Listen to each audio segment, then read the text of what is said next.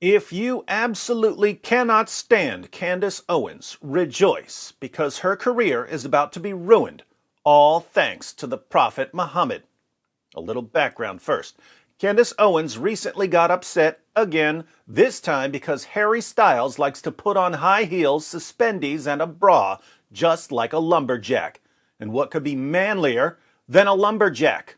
But Candace Owens declared war on lumberjacks everywhere when she tweeted, "There is no society that can survive without strong men. The East knows this. In the West, the steady feminization of our men at the same time that Marxism is being taught to our children is not a coincidence. It is an outright attack. Bring back manly men." Fortunately for RuPaul fans everywhere, MSNBC stepped in to let everyone know that lumberjacks aren't the only manly men who like to wear dresses. Liz Plank wrote an article titled, "Candace Owens Mocks Harry Styles for Wearing a Dress. Did she forget about Jesus?" Liz Plank then gives a list of manly men who were known for wearing dresses. The first dress-wearing man on the list is, of course, Jesus. Plank writes, "Let's start with a classic manly man. That's right, the King of Kings, Jesus Christ. According to historians, he wore a thin one-piece knee-length cloth tunic called a chiton, was a common undergarment, should be which was a common undergarment, for most men at the time. But because of his focus on income redistribution and helping the poor, another concept known for making Owens gasp, it makes sense. Are all of MSNBC's editors busy rioting? It makes sense that he wouldn't dress like the wealthier men of his time who wore fuller length tunics. If Owens wants to live in a fantasy world in which men have always and exclusively worn pants, I wouldn't recommend she visit anyone in ancient Greece or Rome, where tunics were a hit with men." This has got to be one of the stupidest articles in all of history. Yes, men dressed differently in first century Israel, but Jesus wore men's clothing. He wore what men wore in first century Israel. Harry Styles is not wearing men's clothing. So how is Jesus supposed to be a refutation of Candace Owens? And the same is true for everyone else on MSNBC's list of men wearing dresses.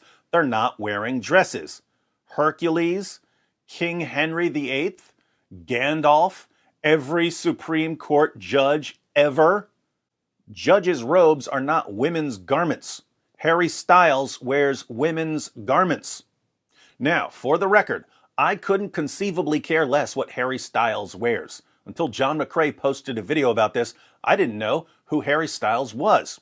When I heard his name, I thought he was part of the royal family. But the point Candace Owens is making isn't that some guy is putting on dresses. It's that the culture is celebrating and promoting the feminization of men. The people responding to her are claiming that there's nothing feminine about prancing around in women's clothing. But pointing to Jesus here just doesn't make that point. Luckily for MSNBC, it's David Wood to the rescue. MSNBC couldn't come up with a single manly man who wore women's clothing. But I can think of two. Exhibit A. This is the manliest man on the planet, and he's wearing his wife's nightie. Why? Because he'll do just about anything to make a point about Exhibit B, the manliest caravan robber and slave trader in 7th century Arabia. This is Sahih al-Bukhari, number 2442, in the Aisha Bewley translation. I'll post a link to the complete hadith in the description box in case you'd like to read it. In this passage, Muhammad's 9 wives are feuding with each other because his favorite wife, his child bride Aisha, is getting special privileges. She's receiving more gifts than the other wives. So some of these disgruntled wives get together and decide to ask Muhammad for equal treatment. Here's Muhammad's response. "Do not injure me regarding Aisha. The revelation does not come to me when I am in the garment of any woman except Aisha." Did you catch that? The revelation, Quranic revelation, does not come to me when I am in the garment of any woman except Aisha. In other words, don't complain about Aisha. Allah gives me revelations when I'm wearing Aisha's garments, but not when I'm wearing your garments. So Allah obviously favors Aisha over the rest of you. Now stop asking for equal treatment. The Muslim sources contain more than 30 references to Muhammad wearing women's clothing. I'll include a link to a bunch of examples in the description box.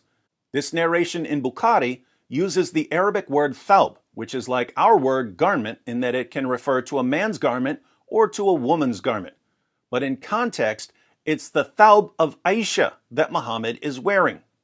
Some of the sources, however, including Sahih Muslim, say that Muhammad was in Aisha's mirt, which refers specifically to a woman's garment, more like our word dress. Now think about this.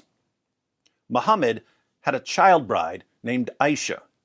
He had more wives than his own revelations allow. The Quran allows men to marry up to 4 women and girls. Muhammad had at least 9 wives at one time.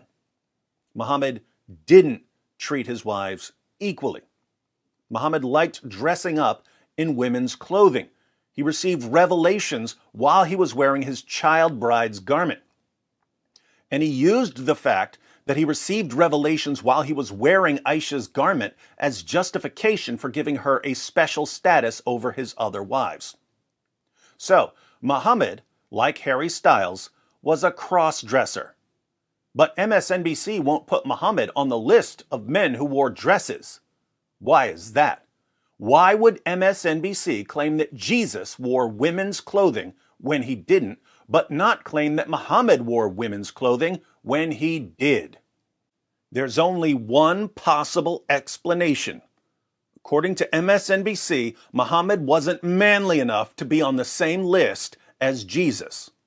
Why does MSNBC view Muhammad as unmanly? Easy. MSNBC is staffed entirely with racist, Islamophobic, hate-mongering bigots. But those of us who aren't racist, Islamophobic, hate-mongering bigots know that Muhammad was manly. That manly man received revelations while prancing around in his child bride's nightie. Just doesn't get any manlier than that. Well, Candace Owens has officially been destroyed by the Prophet Muhammad. You're welcome, MSNBC. As for the rest of you, if you're starting to think that Muhammad sounds like a really weird, creepy dude, you ain't seen nothing yet. Be sure to check out my video, The Top 5 Most Disgusting Facts About Prophet Muhammad. When you're finished vomiting, go ahead and watch Muhammad, the white prophet with black slaves. Because let's face it, some of you didn't believe me when I said that Muhammad was a slave trader.